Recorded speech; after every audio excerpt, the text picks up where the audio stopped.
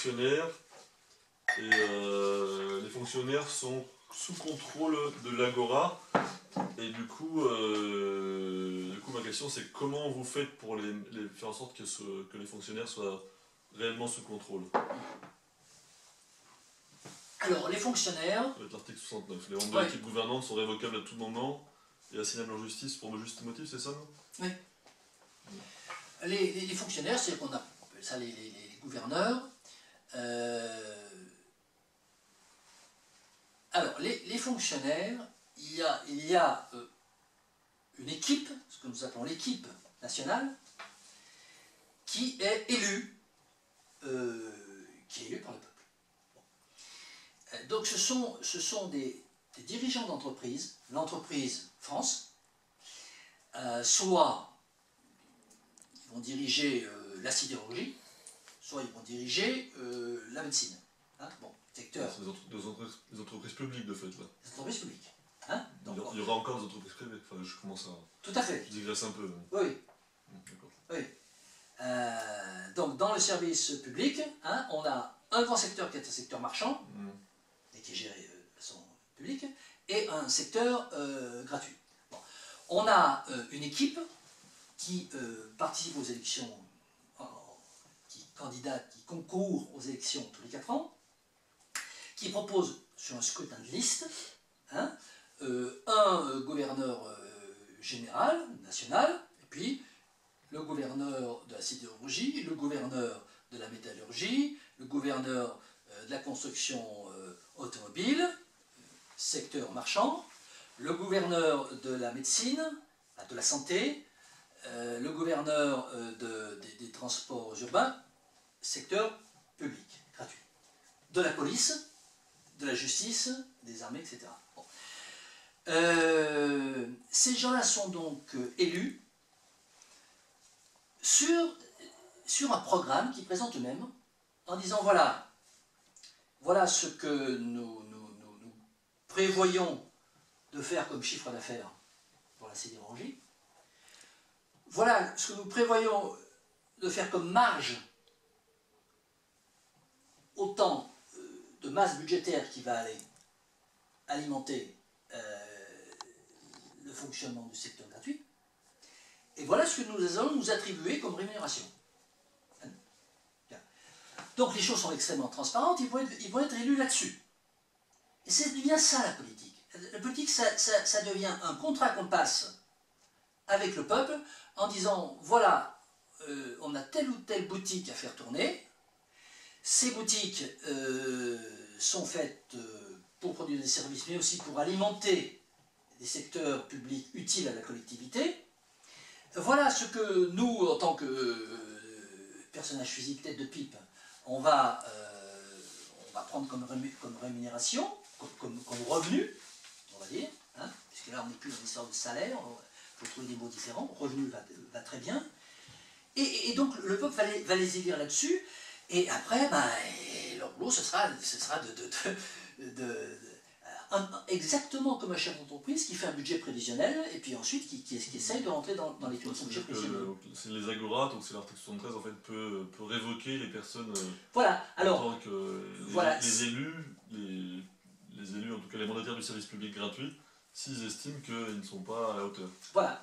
S'il y a un problème avec tel ou tel gouverneur, le peuple peut le demander. Sur la question tu m'as pas répondu sur comment est-ce qu'il y a une planification de la production? Ouais.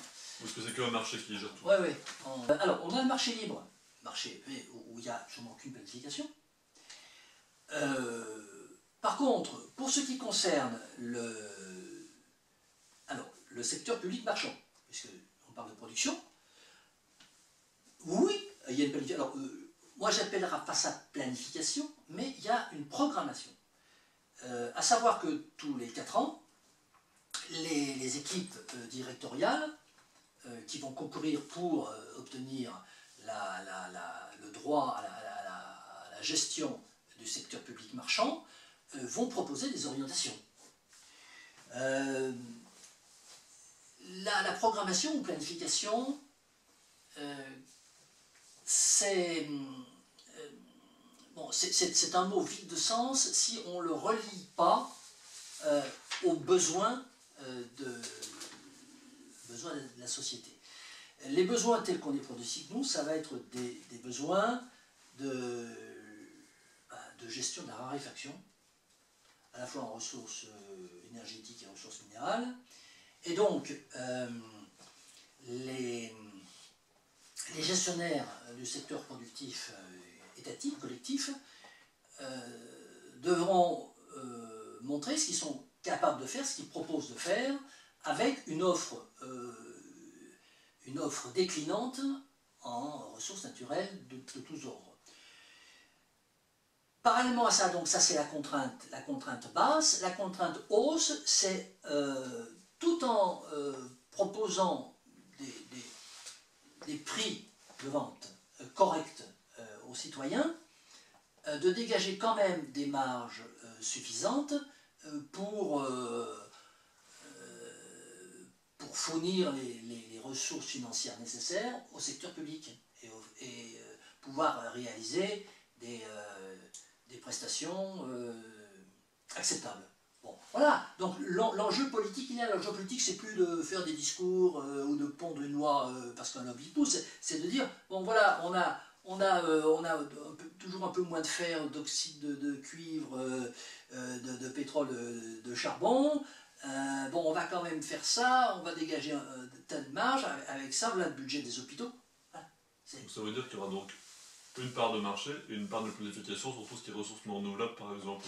Voilà, alors effectivement, ce secteur public marchand, il est construit sur les industries, il est fondé sur les industries à forte empreinte écologique. Donc, c'est bon, de toute façon, la protection sociale doit être financée par des excédents.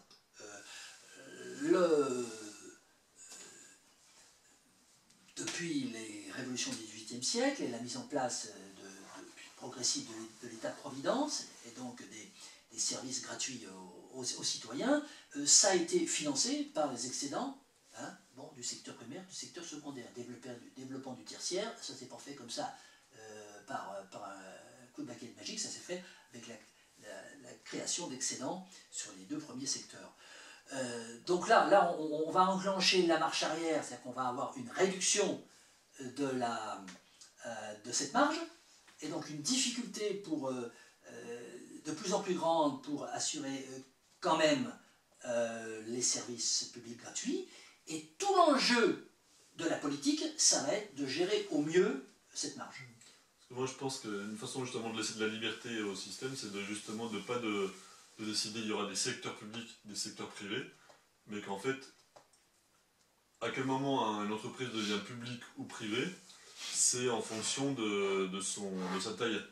Parce qu'en fait, l'enjeu, c'est que quand une entreprise privée devient trop grande en taille, elle acquiert une puissance politique extrêmement importante, justement en termes de lobbying, de pression. Et donc à ce moment-là, elle doit devenir publique et démocratisée.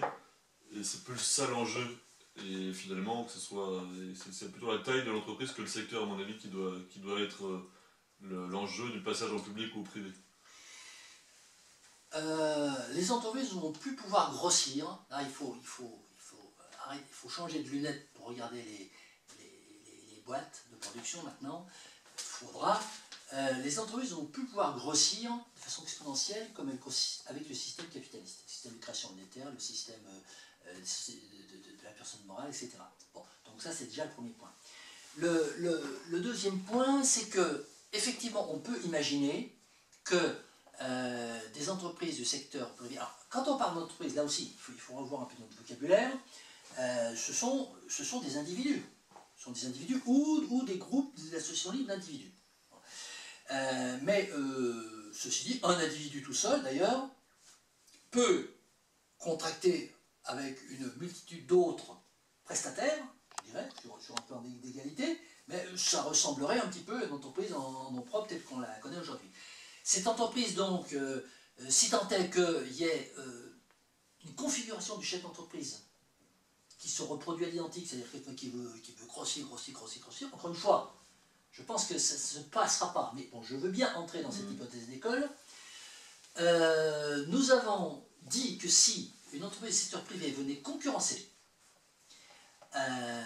une entreprise du secteur public, donc sur son terrain, et que, de par le fait de cette concurrence, il soit avéré, il soit constaté que les recettes, donc la marge, donc le financement du secteur public, allait diminuer à cause de cette concurrence du secteur privé, il y aurait nationalisation, collectivisation de cette entreprise. Donc, l'entrepreneur individuel, avec sa troupe de sous-traitants, serait toujours, il aurait bien conscience qu'il a un seuil à ne pas dépasser, sinon il risque la collectivisation. Bon, il peut y aller, il peut peut-être vouloir être collectivisé, bon, il sera collectivisé. Bon, le pronostic le plus probable, c'est que les entreprises du secteur privé qui s'attaqueront au domaine public marchand, ce qui est peu crédible. Ce qui est peu crédible parce que le domaine public marchand, le secteur public marchand, c'est un secteur de grosse industrie. Par exemple ? De grosse métallurgie, sidérurgie, construction navale, construction aéronautique, construction automobile, pétrochimie, etc. Bon, pourquoi limiter ça au public et pas laisser du privé dedans, comme c'est aujourd'hui par exemple? Alors, nous disons que ce secteur n'est pas monopolistique. Ça veut dire qu'on va nationaliser pour faire simple, toute la métallurgie, toute la pétrochimie, toute l'industrie. Bon. Après, s'il y a un petit carrossier qui veut se mettre à fabriquer des voitures et concurrencer l'usine nationale de fabrication d'automobiles née de la collectivisation de Renault, Peugeot, Citroën, etc., ce sera a priori autorisé, ce sera au départ autorisé, sauf si se met à vendre des automobiles à un niveau tel que le secteur public va constater une diminution importante de ses marges.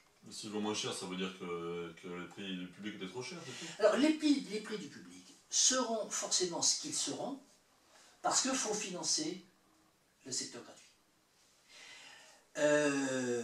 Il faut bien comprendre que le consommateur, lorsqu'il achètera un bien ou un produit du secteur public marchand, il achètera à la fois... Comme donc une voiture par exemple? Comment? Par exemple une voiture? Comme une voiture. Il saura qu'il achète un objet à un certain prix, mais il saura qu'il finance aussi les hôpitaux. Et donc, il peut très bien dire, oh là là, mais attendez, elle est beaucoup trop chère cette voiture. Ok, bon, on va descendre le prix, mais on ne pourra plus financer les hôpitaux. Bon, c'est une responsabilisation nouvelle qui n'existe absolument pas aujourd'hui. Ça existe à travers l'impôt, aujourd'hui. À travers l'impôt et les cotisations et les taxes. Ah non, mais c'est une responsabilisation à l'envers. C'est-à-dire qu'aujourd'hui, l'individu, il cherche à payer le moins d'impôts possible sans avoir conscience de la réaction de cause à effet immédiate entre le fait qu'il va payer moins d'impôts et le fait qu'il va être moins bien traité dans les services publics, pour deux raisons. D'abord parce qu'il n'y a pas de service public. Il n'y a pas de service public. La médecine, c'est pas public. C'est privé et c'est remboursé. Dans votre système? Non, mais dans le système actuel. Il y a les deux, il y a du secteur public et un secteur privé. Non, mais je dis pour deux raisons. Actuellement, il voit pas le lien. Il voit pas le lien parce que le service public gratuit n'existe pas, il n'y en a pas. Et que l'impôt, il a pour objet la redistribution et le financement de toute la cuisine électorale et le paiement de la dette, et pas du tout le financement de services publics gratuits. Quels sont les services publics gratuits? Il n'y en a pas. Bon. Les gens il y a des secteurs de la santé ou au niveau de la pharmacie par exemple, on achète des choses. C'est rien du tout. Mais les médecins, quand on va voir le médecin, c'est gratuit. Non. Alors, il faut bien mettre les choses au point. on est dans un système libéral. Aujourd'hui, je parle. Oui, aujourd'hui, dans un système libéral. Et ensuite, il y a des remboursements avec l'assurance. Ça n'a rien à voir. Non, parce que si on va à l'hôpital public ou même un médecin, voir un médecin, on ne paye pas.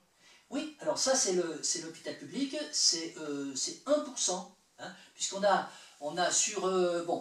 la prise en charge médicale, c'est 250 milliards. Hein, et le budget central de l'État de la santé, ça doit être 3 ou 4 milliards. Donc, il y a une prise en charge gratuite qui est extrêmement limitée. Hein. Oui, mais elle existe quand même.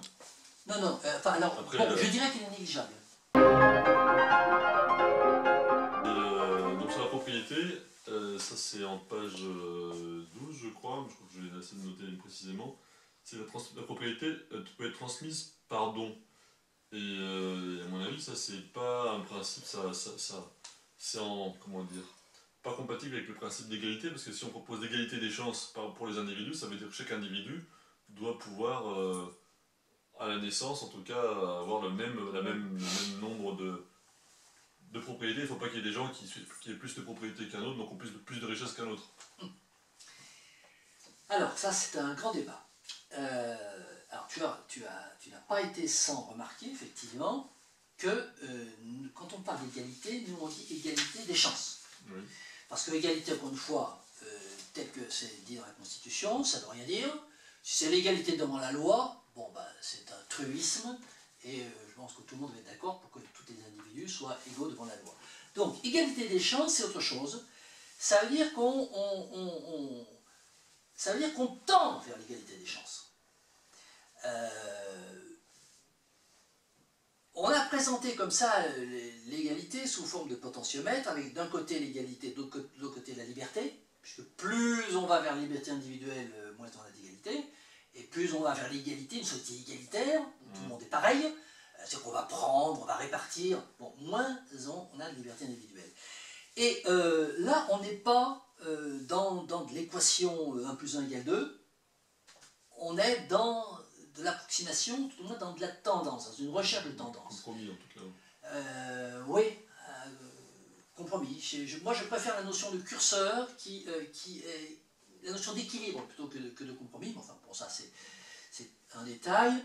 L'idée est là. L'égalité des chances, ça veut dire qu'on va se rapprocher le plus possible.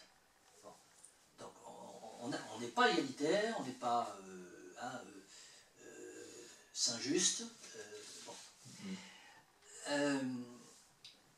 La propriété. Alors la propriété, c'est un vaste sujet. On a eu, au cours de nos débats pendant 2 ans, une forte tendance pour faire une loi initiale de redistribution du patrimoine. C'est-à-dire qu'on fait un inventaire du patrimoine de tous les individus. On met de côté ce qui a été acquis pendant sa durée de vie de labeur, ça lui laisse. Tout ce qui a été acquis par héritage, on lui enlève et on répartit. Bon, c'était une loi initiale de répartition. Là, on part sur une égalité des chances qui a été construite par la loi et qui remet un peu les compteurs à zéro. Finalement, on n'a pas validé ça.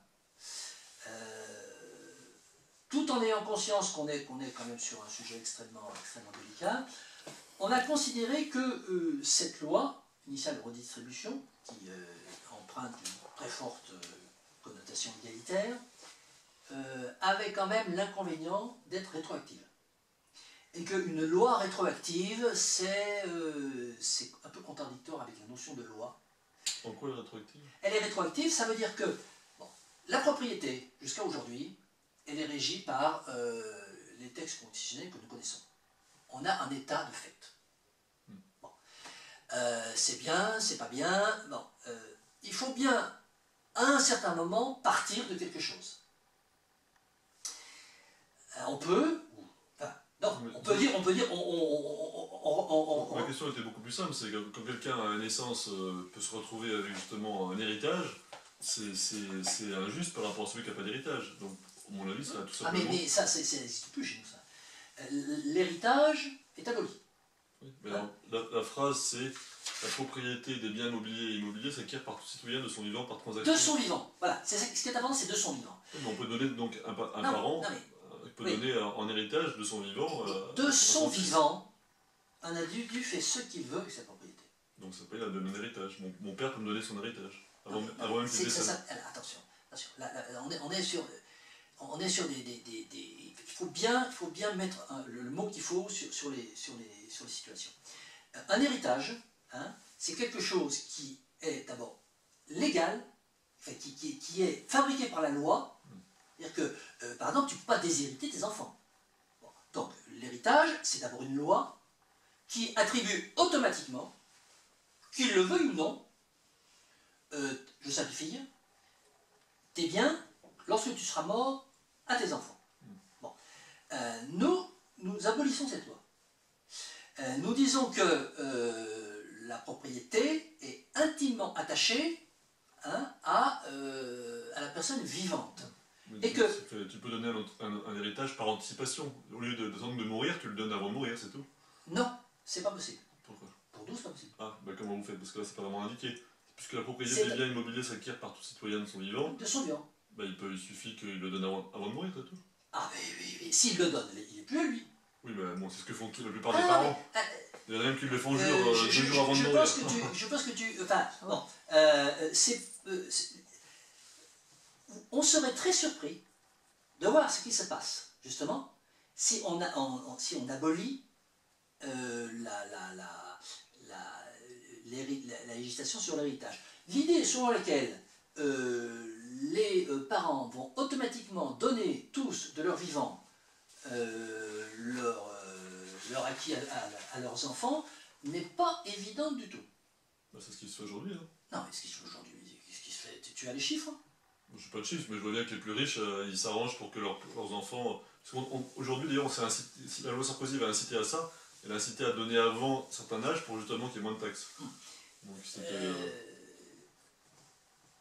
encore une fois, on revient au principe. Le principe, c'est que l'individu est libre de faire ce qu'il veut avec ses biens. Alors, il faut savoir une chose, hein, c'est que les biens, il n'y a plus le sol. Plus le sol. Bon, c'est quand même important à préciser. Plus de biens. Il n'y a plus de foncier. Plus la propriété privée du sol. Il n'y a plus de foncier. Bon. Alors, sur le foncier, il me semble que chacun est propriétaire d'une partie du territoire. Virtuel. C'est-à-dire c'est un tantième, c'est un revenu de base. Voilà. Pour ce qui concerne donc la propriété, l'individu qui possède des biens immobiliers, c'est-à-dire des maisons ou des meubles, ou de l'argent, dans notre système, tu as compris que c'était plus ou pareil, de son vivant, il fait ce qu'il veut avec. Tu veux dire, on ne rentre pas on reste au niveau des principes, il fait ce qu'il veut avec son argent. Donc à quoi ça sert d'avoir justement une propriété du territoire en proportion, donc qui soit abstraite, si à l'occurrence, si on est paysan, on ne peut pas avoir un terrain pour construire? Donc on en a un, mais on va le louer, c'est ça? Oui. On n'a qu'une partie. C'est quelque chose qui existe, hein, construire sur le terrain d'autrui, et il y a des pays d'ailleurs où il y a des propriétés des sols nationaux et on construit sur le sol national. Donc en fait, l'histoire des tantièmes, c'est des tantièmes virtuels, c'est pas des tantièmes réels. C'est le fait d'avoir un droit potentiel. Donc du coup, la propriété... Et surtout en revenu. Oui. Propriété collective. C'est un revenu de base. Hein. C'est une propriété collective du territoire. Oui. Ok. Donc chacun paye un loyer. Quand on vit sur un terrain, du coup, on paye un loyer à la collectivité. Et en fait, voilà. À chaque fois qu'on vit, on loue. Nous avons créé une commission de gestion du territoire qui va gérer les baux. Donc la collectivité est propriétaire et donc elle a une agence immobilière qui s'appelle la commission de gestion du territoire qui va louer, qui va encaisser les loyers et qui va redistribuer à tous les citoyens les loyers. Par contre, les maisons peuvent être privées ou publiques? Les maisons, alors la propriété, tout individu peut construire, bien entendu, maison sur un terrain qu'il a loué. D'accord. Alors, du coup, il y a une question qui est un peu liée, mais qui est fort complexe. Alors, je ne sais pas si on va trop approfondir. C'est la question de la monnaie. Et tu parlais tout à l'heure à nouveau de la... Bon, il y a deux choses différentes. Il y a... Ce dont tu parlais tout à l'heure, c'était le fait que la monnaie ne pouvait... Enfin, que les propriétaires, en tout cas, devenaient être plus responsables dans la monnaie et éviter justement la création monétaire illimitée. Est-ce que c'est bien ça? Oui. C'est le système de création monétaire actuel qui est abrogé. Aujourd'hui, 99% de la monnaie, on peut dire qu'aujourd'hui 100% de la monnaie, est créée ex nihilo par les banques. C'est-à-dire que lorsqu'une banque te prête 20 000 euros pour acheter une voiture, elle crée 20 000 euros de monnaie, qui n'existe pas. Elle ne te prête pas 20 000 euros qu'elle a dans sa banque, dans son coffre. Elle ne les a pas. Elle écrit simplement elle peut avoir une petite portion. Thierry Bruvin me doit 20 000 euros, et bon. Elle peut avoir un petit pourcentage, quand même. C'est fini, ils n'ont presque plus rien. Mais bon, ce qui compte, c'est le principe. C'est le principe que la monnaie est créée à partir de rien. Bon. Ça, c'est un aspect de la perversité de la création monétaire. L'autre aspect, c'est le crédit, justement. C'est-à-dire qu'il y a une accélération. Avant le système bancaire débridé, l'individu agissant, bon, qu'il soit seul ou qu'il soit à deux, ou qu'il soit en petite entreprise, il investissait ce qu'il avait gagné l'année d'avant. C'est-à-dire que l'investissement, c'était le produit, l'excédent de gestion des exercices précédents. Bon. Ça, c'est une vision saine de l'économie. Parce qu'avec cette vision, on n'a pas de bulle économique, et on a une économie qui ne d'abord, on lutte contre la croissance débridée, et on a une économie qui est basée sur une réalité d'un réinvestissement d'un gain qui a été fait avant, et non pas d'un levier artificiel, celui dont je viens de parler, c'est-à-dire la création monétaire ex nihilo. Donc ça c'est extrêmement important. Alors évidemment, on nous objecte, oui mais là on revient au Moyen-Âge, et on revient à j'achète un bœuf quand j'ai l'argent, si j'ai pas l'argent, je ne peux pas acheter mon deuxième bœuf, donc je ne peux pas agrandir mon troupeau. Alors nous sommes conscients qu'effectivement, une application stricto sensu qui se limiterait plutôt à cette création monétaire rend très difficile le développement de l'activité pour des individus qui souhaiteraient développer leur activité. Parce qu'on peut très bien imaginer que dans une configuration différente, qui est celle d'ailleurs dans laquelle nous pronostiquons, c'est-à-dire une configuration où les ressources naturelles deviennent de plus en plus réduites. On peut très bien imaginer que donc, dans cette configuration de décroissance inéluctable, de raréfaction des ressources naturelles, tant sur le plan énergétique que sur le plan minéral, les individus cessent de vouloir se développer tous azimuts, et qu'une logique d'autarcie ou de développement sobre puisse s'installer dans l'esprit commun. Mais, bon, imaginons quand même que nous ayons besoin d'un levier de développement. Nous ne nous sommes pas réduits, nous ne sommes pas limités à cette création monétaire, puisque nous proposons la monnaie d'échange qui est inspirée, on dit tout droit, de l'expérience de Proudhon en 1848, qui d'ailleurs, bon, nous ne sommes pas les seuls à penser à la promotion de cette monnaie d'échange, puisqu'il y a un certain nombre de mouvements qui en parlent beaucoup. Il y a récemment, il y a une vidéo de Gabriel Rabi qui explique très bien hein, cette banque qui tient une comptabilité entre... Bon, l'idée c'est que lorsque on va fabriquer un produit ou un service, avant de l'avoir vendu, on va pouvoir inscrire en actif de sa compta virtuelle, donc la banque nationale d'échange, il n'y a pas 36 000 banques nationales d'échange, il n'y en a qu'une, va pouvoir inscrire en colonne actif le montant de la prestation ou du service.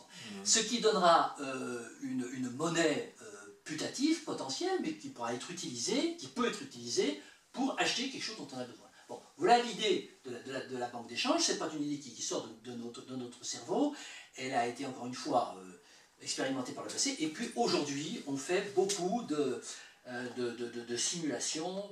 Voilà. Alors, je ne vois pas trop en quoi ça... Justement, si on crée une monnaie d'échange qui anticipe la production, c'est une forme de création monétaire, donc je ne vois pas trop où la différence finalement. C'est une création monétaire contrôlée, on va dire, ou limitée. Il y a une différence, c'est qu'il n'y a pas émission de monnaie.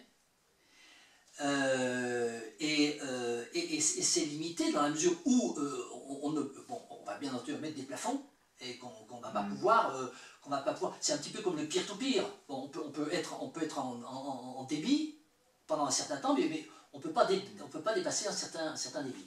Et puis alors, pour être exhaustif sur notre conception de la monnaie, nous proposons également une troisième forme de monnaie. Donc il y a 3 niveaux de monnaie: une monnaie centrale, nationale, état-noir, une banque d'échange, gérée aussi de façon centralisée, et puis les monnaies libres. Donc la libéralisation, l'autorisation, voire la favorisation des monnaies libres, qui va permettre à tout un chacun ou chaque collectivité de pouvoir créer sa propre monnaie dans les conditions qu'il le souhaite et sans aucune réglementation.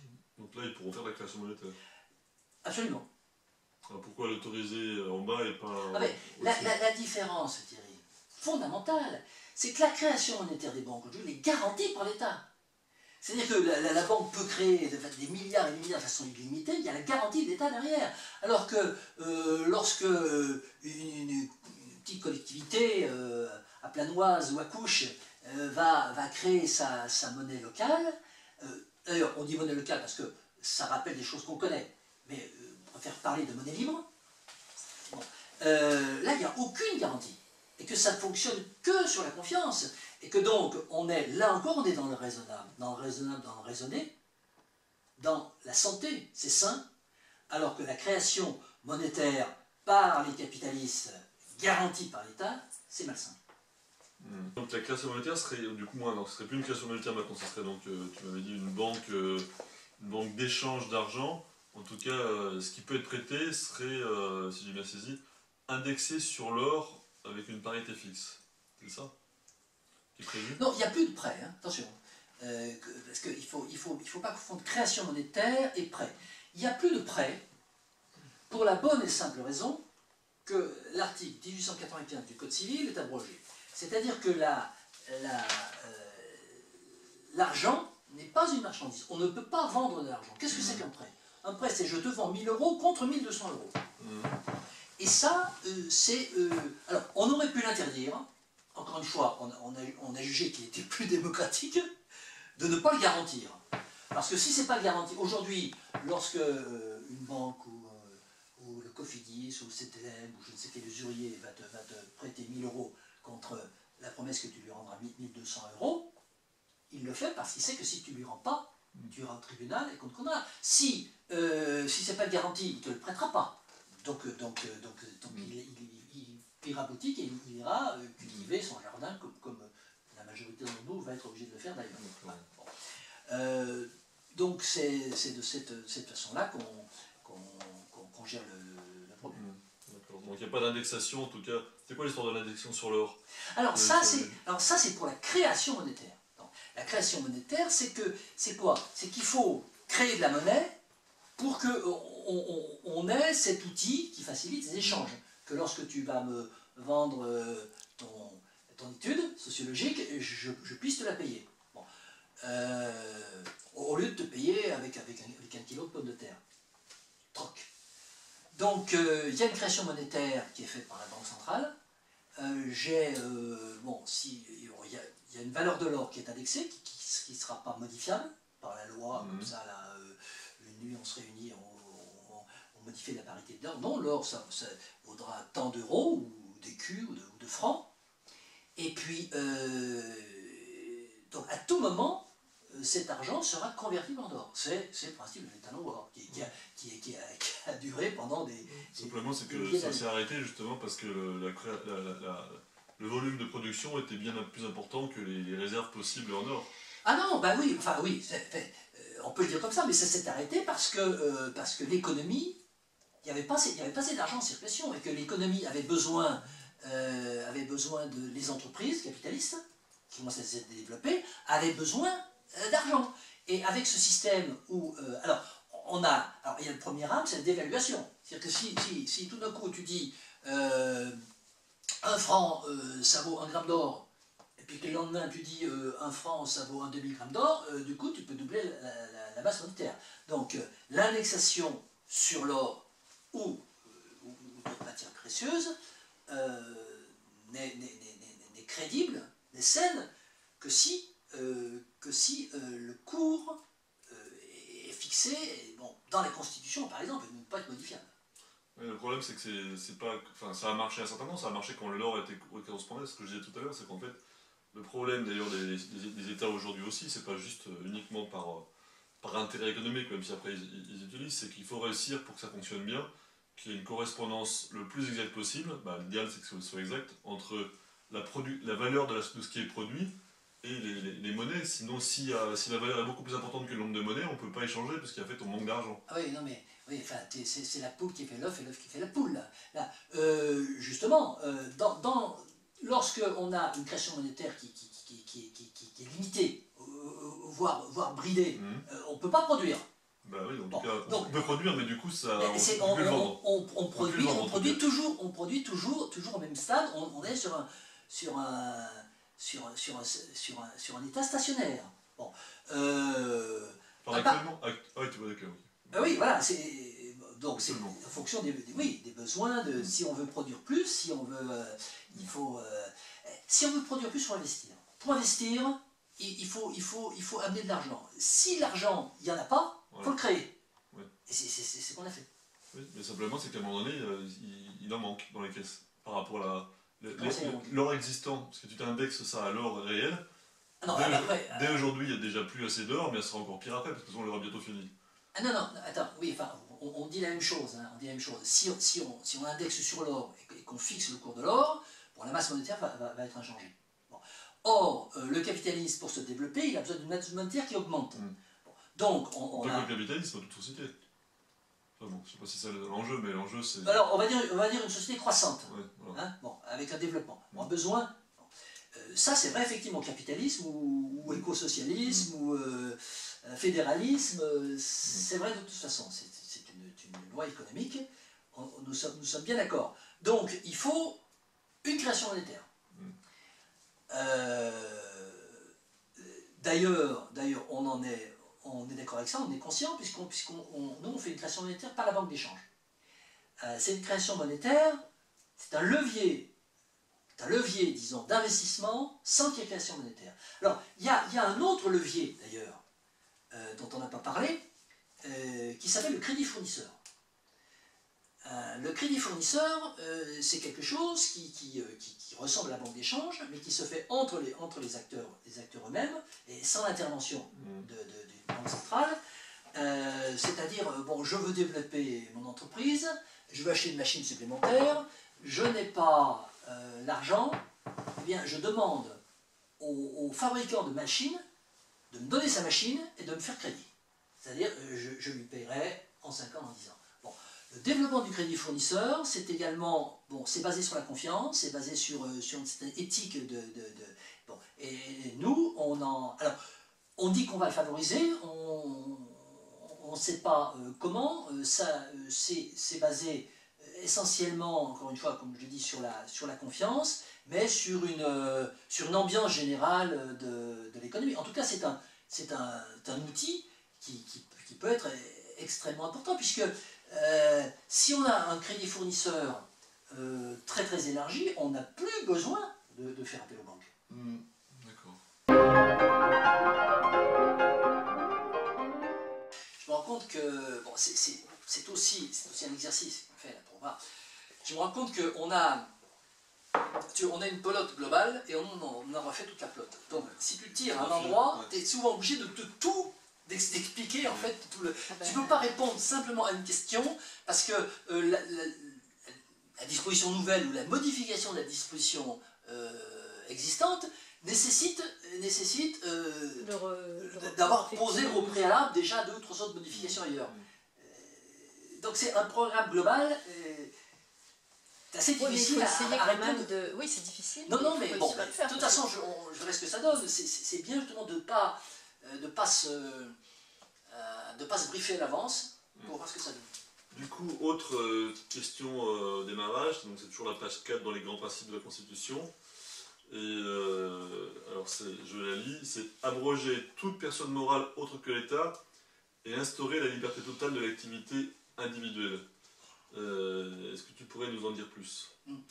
Oui, alors ça aussi c'est une rupture extrêmement importante. Je disais tout à l'heure, il fallait que je décline, que je détaille les 13 ruptures, ça prendrait du temps, mais en fait elles sont toutes importantes. Si on veut en tirer 4 ou 5, on est forcément incomplet parce qu'elles sont toutes interdépendantes. Alors l'abrogation de la personne morale, encore une fois, ce n'est pas une abrogation.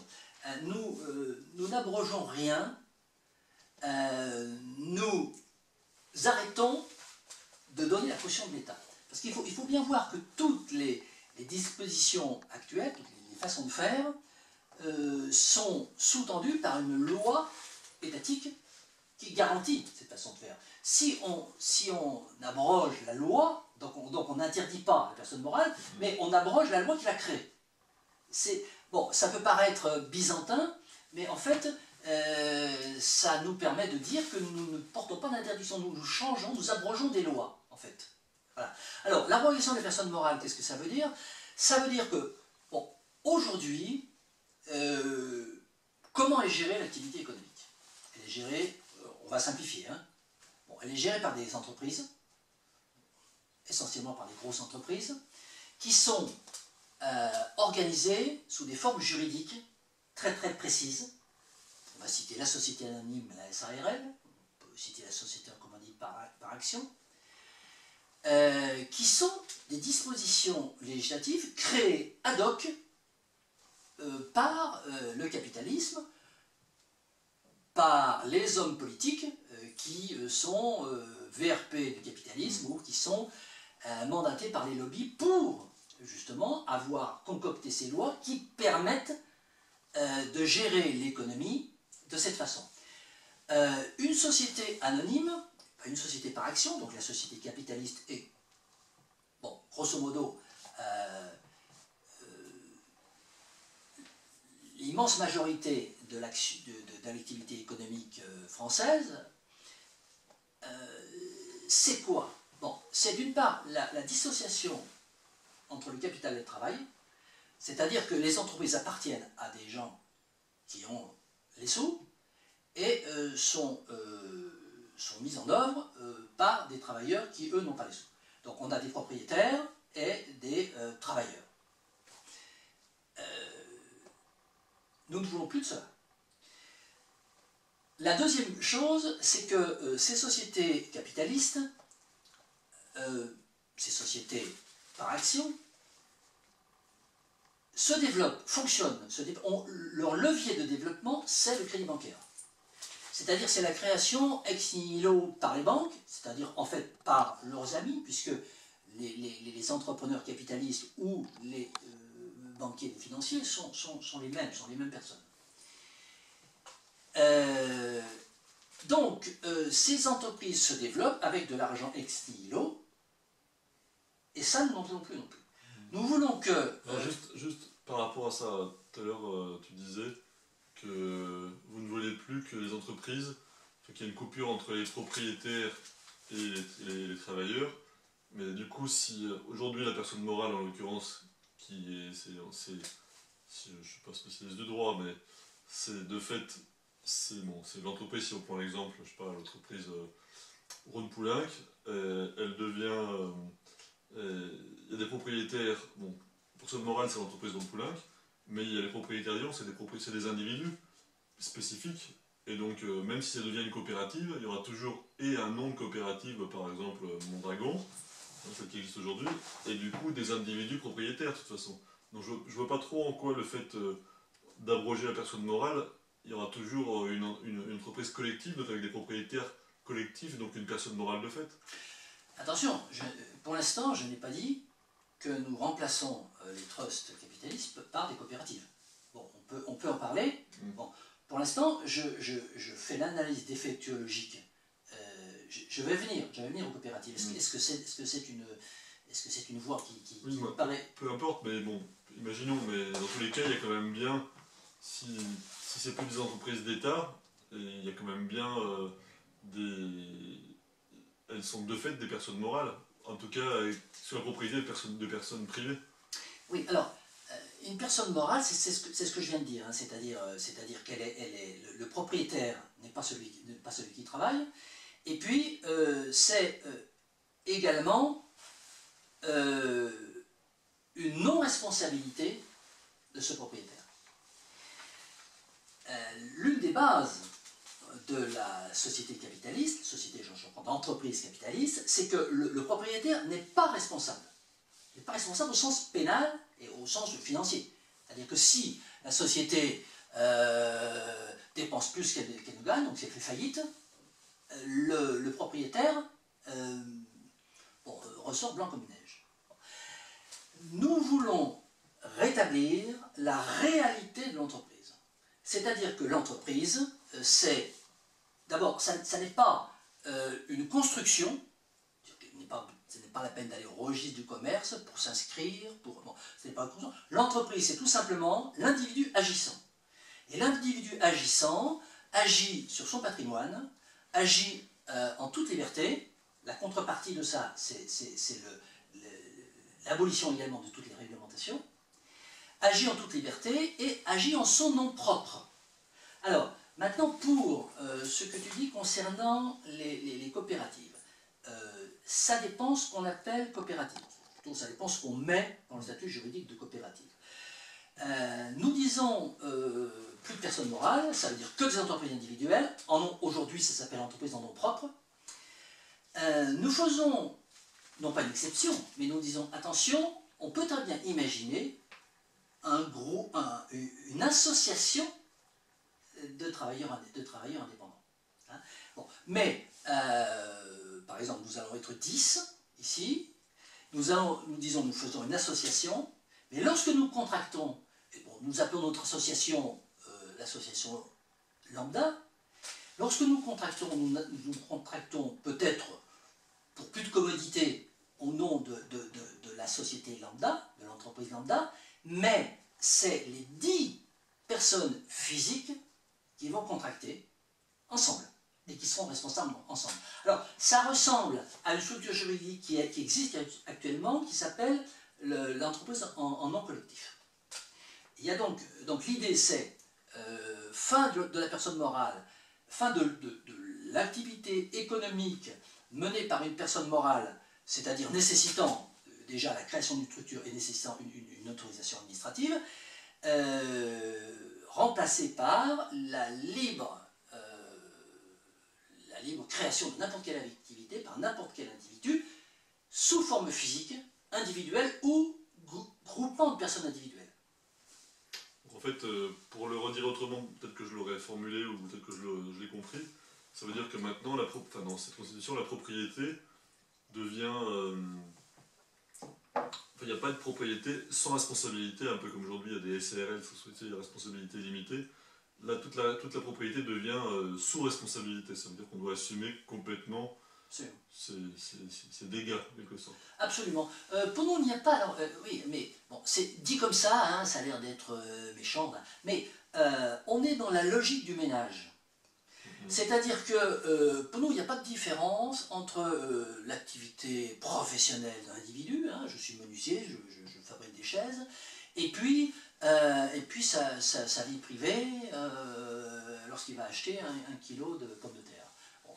On ne peut pas dépenser plus que ce qu'on a. Et donc cette logique-là, elle doit être aussi bien dans le domaine de la vie domestique que dans le domaine de la vie professionnelle. Et d'ailleurs, nous réglons le problème en disant qu'il n'y a plus de différence, il n'y a plus de barrière. L'individu agissant est une entreprise. Ok.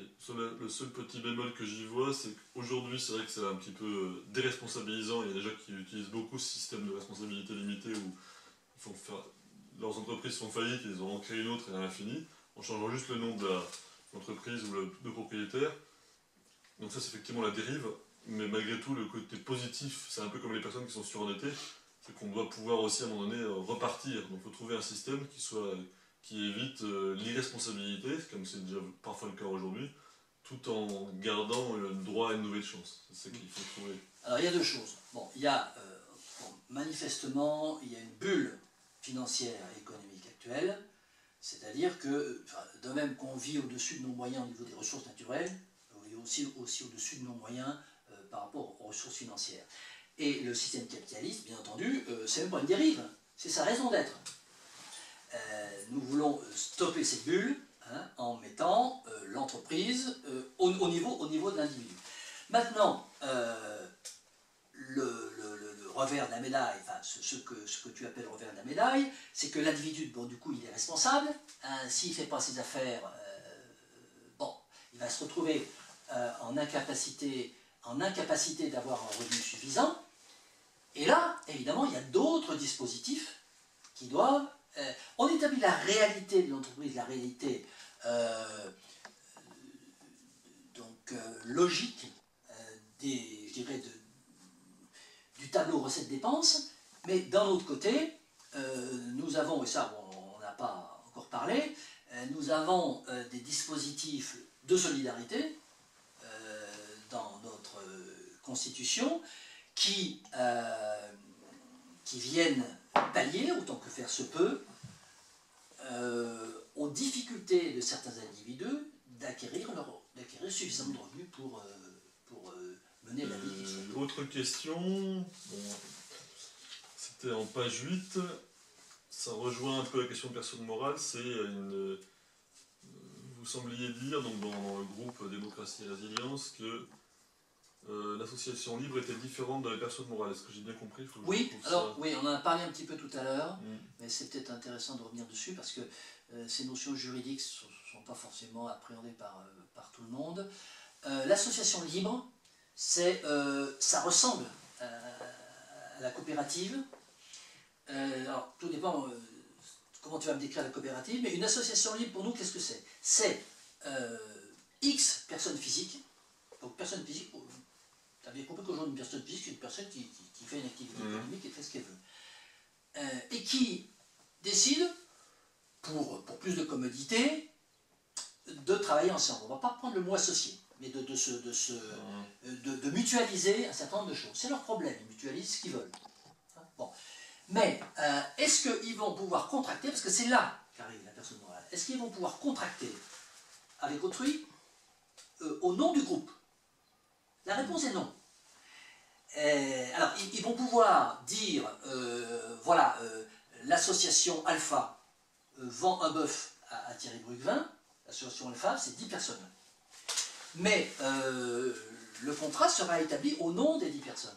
On retrouve ça un petit peu aujourd'hui dans les GAEC agricoles qui contactent du GAEC, mais chaque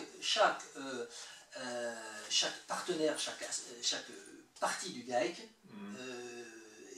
est responsable individuellement. Ouais, en fait, ça rejoint à ce qu'on disait tout à l'heure, c'est qu'en fait, tout à l'heure on disait les personnes morales sont, enfin, donc, sociétés personnes morales sont remplacées par des propriétés à responsabilité complète, enfin, à responsabilité. Personne physique. Et du coup, on pourrait dire la même chose que tout à l'heure, c'est remplacé par des associations libres à responsabilité. Elles sont à tout le monde responsables. À responsabilité indéfinie répartie sur chacun. Sur la production, comment fonctionne votre production? Est-ce que c'est une production planifiée, une production fondée sur un marché? Comment ça marche? Alors, il y a d'une part, encore une fois, le secteur public. Si on parle de la production, le secteur public marchand, et d'autre part le secteur privé. Le secteur privé est entièrement libre. C'est-à-dire qu'il n'y a plus de réglementation d'aucune sorte. Réglementation administrative, réglementation de production, profession réglementée. Je n'ai pas accès à telle profession parce que j'ai... Pas de salaire minimum?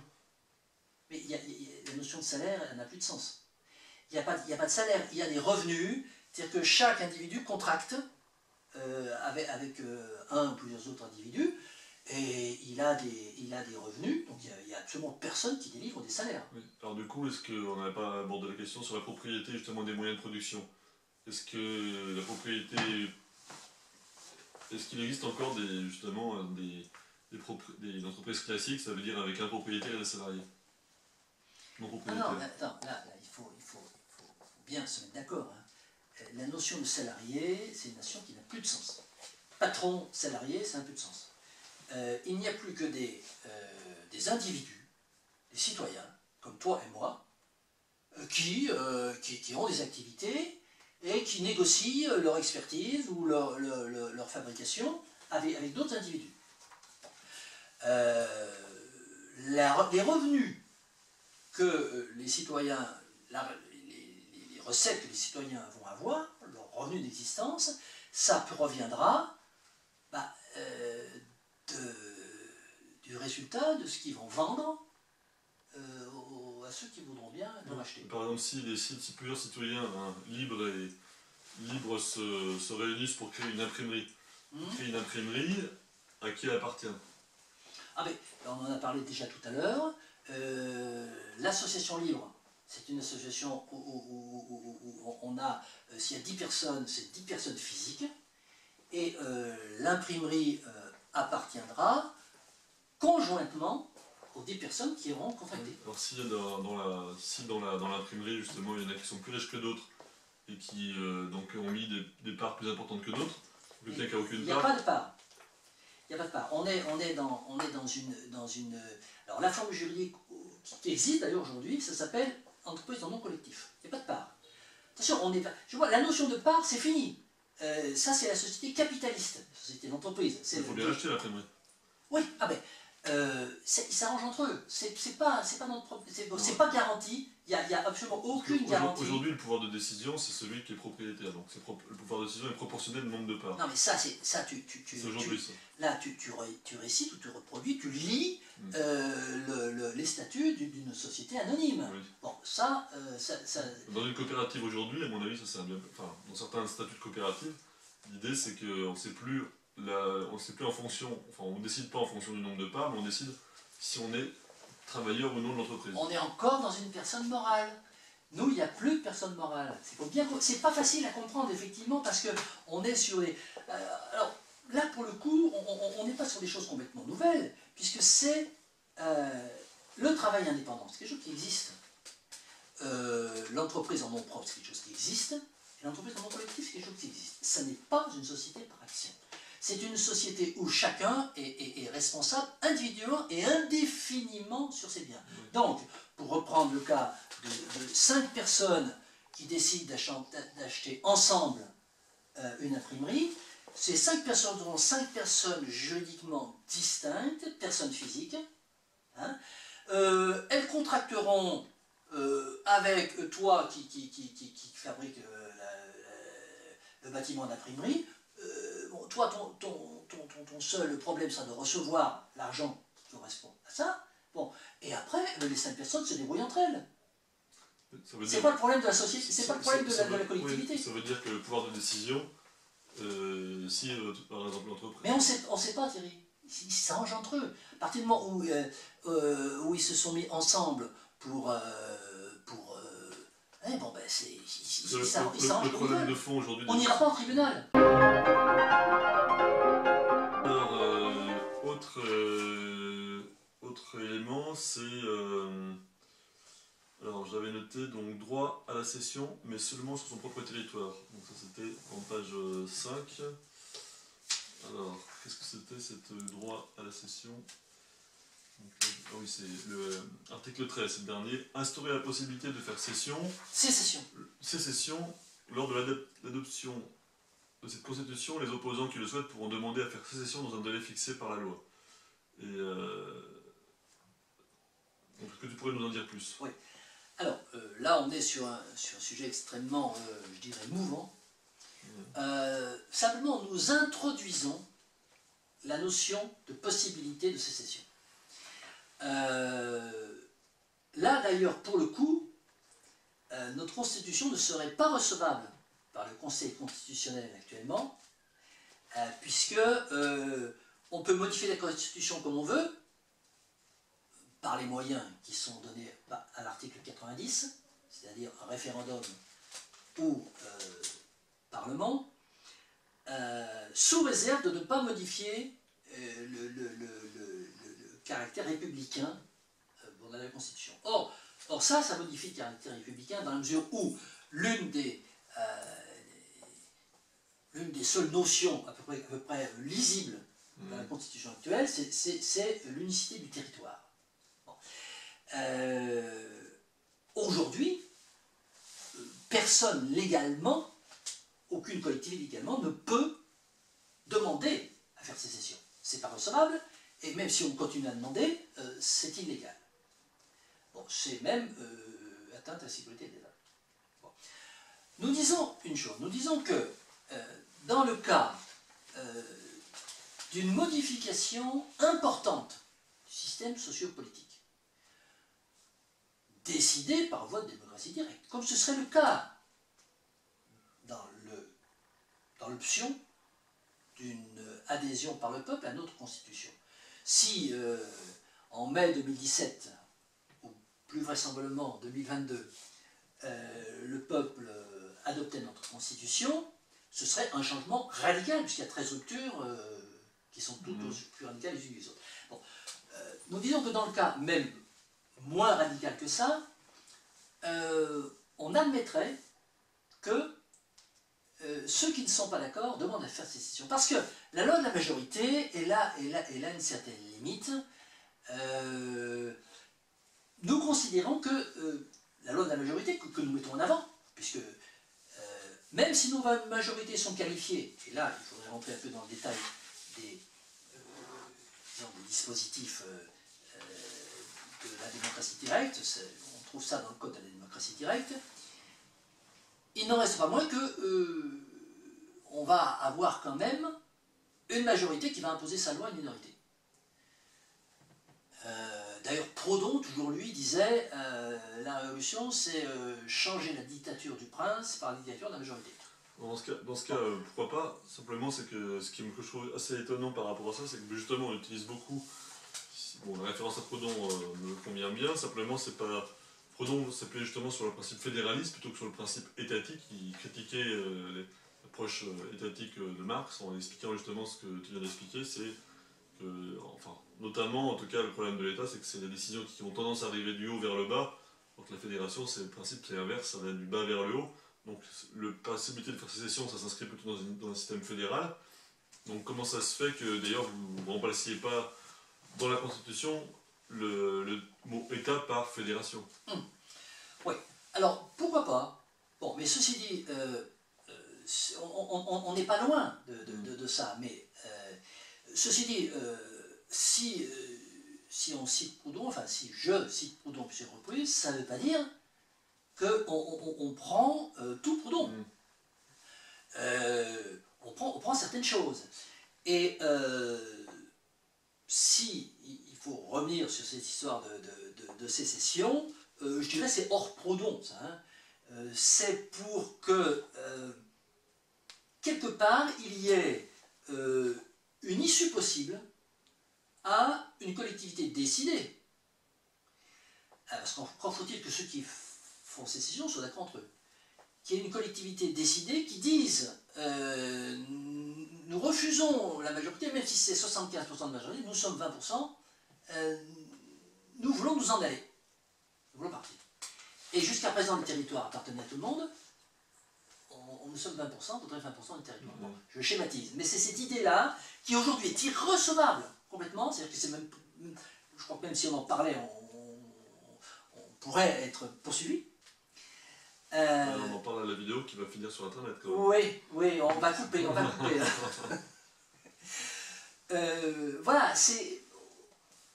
On va pas plus loin que ça, on dit qu'on n'est pas opposé à cette idée, mais qu'il faut la travailler. Donc ça peut être, dans ce sens-là, ça peut être déjà, sans aller jusqu'à faire sécession, c'est en tout cas donner plus d'autonomie aux communes, aux territoires, c'est ça déjà l'idée. Non, on est sur quelque chose de radical, parce que soit, on va pas couper la poire en 36, hein, bon, soit on accepte la Constitution, et, alors, soit on accepte la Constitution et puis on accepte tout, soit on n'accepte pas, mais on s'en va et on n'a rien. Bon. Ce que tu dis sur l'autonomie, elle est écrite, de toute façon, la Constitution, par les agoras, puisque la législation et le débat public est réparti, disséminé de façon homéopathique, de façon virale, dans toutes les régions, et que notamment, on a parlé tout à l'heure des règlements intérieurs, les règlements intérieurs des espaces optionnels locaux sont fonction des agoras. Donc justement, ces agoras, elles vont réécrire la Constitution qui a déjà été écrite, ou bien est-ce qu'il faudra qu'elle l'adopte telle qu'elle est? Alors, la Constitution et les codes juridiques, puisque c'est un kit complet, hein, bon, sera ou pas adopté par le peuple via le référendum. Et donc s'appliquera. Donc sans négociation ou amendement possible. C'est un référendum, oui ou non. Donc si... Bon, mais alors, oui. Non, vas-y. Alors, ceci dit, cette Constitution introduit la démocratie directe.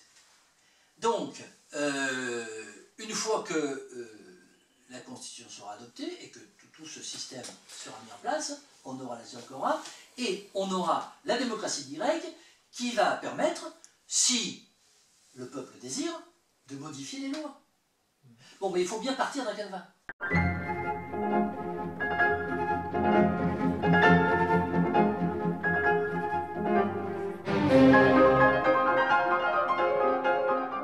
Aujourd'hui, justement dans le fonctionnement capitaliste, le problème de fond, c'est à mon avis le cœur du système capitaliste, c'est que le problème de la démocratie économique, c'est que les propriétaires décident pour ceux qui ne sont pas propriétaires, donc les salariés.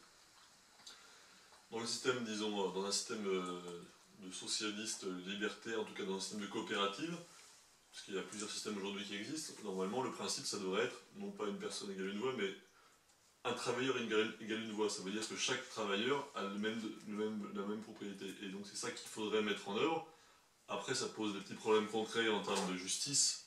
C'est que quand par exemple 5 personnes qui ont créé l'imprimerie pendant 10 ans ont généré de l'argent et du coup une propriété importante, à un moment donné il y a un 6e qui débarque parce qu'on lui a demandé de venir travailler avec, du coup il a pouvoir de décision sur le patrimoine des 5 autres.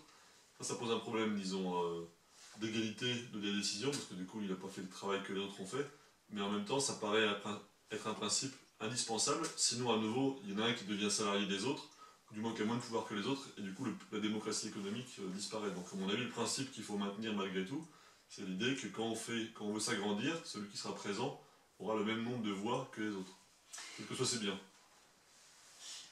Alors, ce que tu décris, c'est le système coopératif, avec les variantes qu'il peut y avoir, SCOP ou autres, qui peut être effectivement une transition entre le système capitaliste et le système que nous on préconise. Nous, on va beaucoup plus loin. Il n'y a plus de forme juridique. C'est ça qui est très important et qui est un petit peu difficile à comprendre, mais pas tant que ça, parce qu'il ne faut pas oublier qu'aujourd'hui, ça existe. On a l'entreprise en nom propre et l'entreprise en nom collectif. Bon, c'est exactement ce que nous disons, sauf qu'il n'y a plus de contraintes administratives, fiscales, juridiques attachées à la création de ces structures. Et qu'il n'y a même plus de structures juridiques, ce dont d'ailleurs ces deux structures-là n'ont pas besoin, puisque on a une responsabilité totale et illimitée. Le danger, si vous supprimez tout le droit dans le domaine du droit du travail et dans le droit de la propriété, ça sera de fait, ça va devenir le droit du plus fort.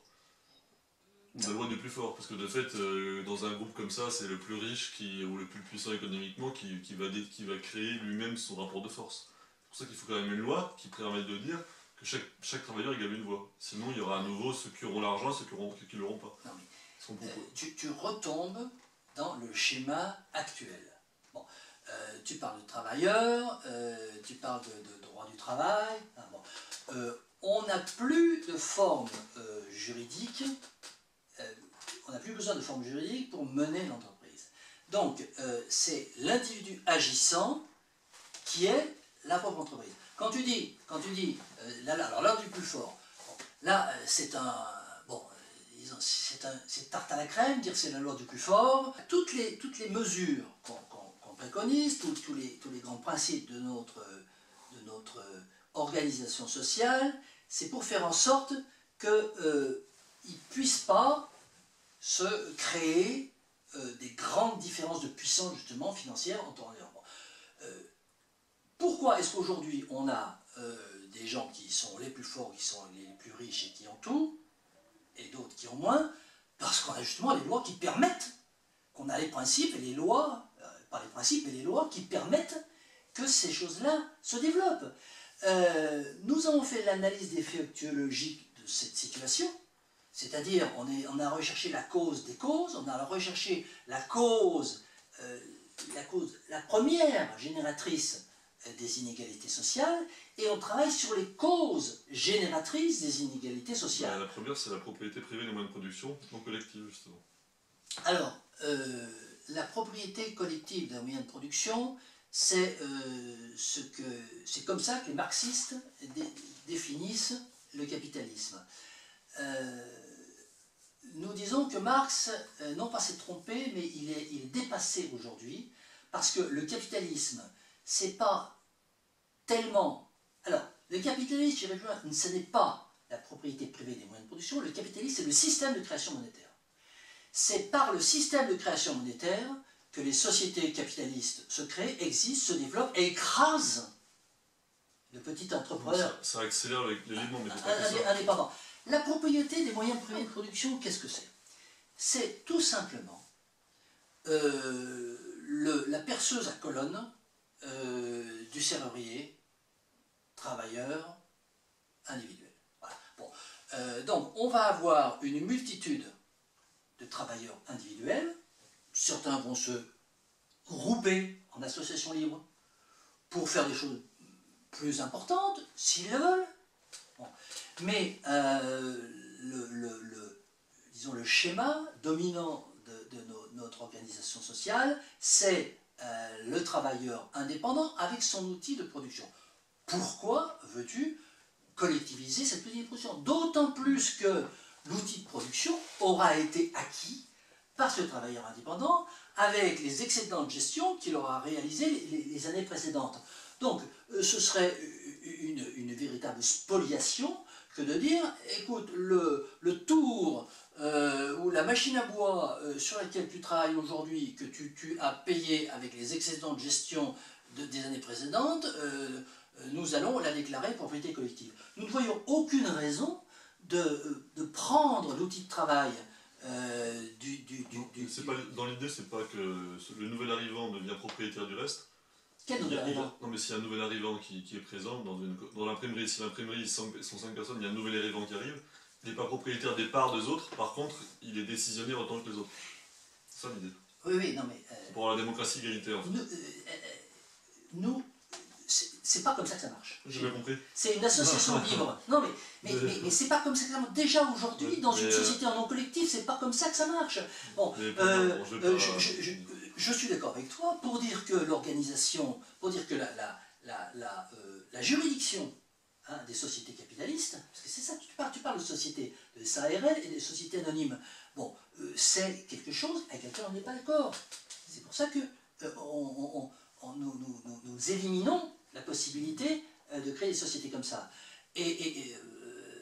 Donc par le fait, nous avons des travailleurs autonomes qui peuvent se grouper s'ils ont envie de se grouper, mais chacun, le nouvel arrivant sera fonction de ce que vont décider les autres. On n'a plus de juridiction centrale.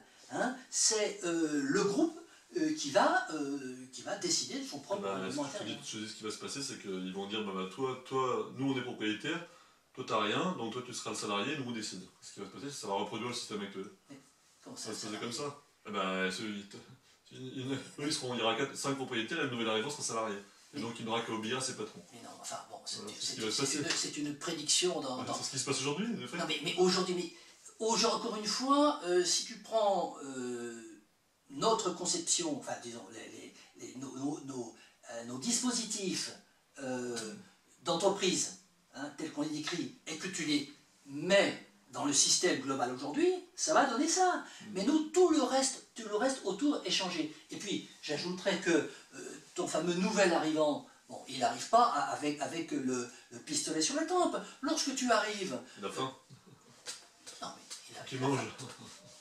Mais s'il mange, s'il n'arrive pas à avoir un revenu d'existence suffisant, parce que ce qu'il a fait jusqu'à présent ne lui a pas rapporté assez, s'il n'arrive vraiment pas, on a les ateliers nationaux, qui sont un dispositif qui permet à tout citoyen, sans condition, à tout moment, d'entrer ou de sortir, d'avoir un hébergement, une nourriture et un pécule, et qui l'exonère d'être obligé d'accepter des conditions qu'une association libre lui imposerait, si tant est que ça soit bien le cas. Et du coup, pour ce que ça, c'est un côté, voilà, ça c'est beaucoup plus social.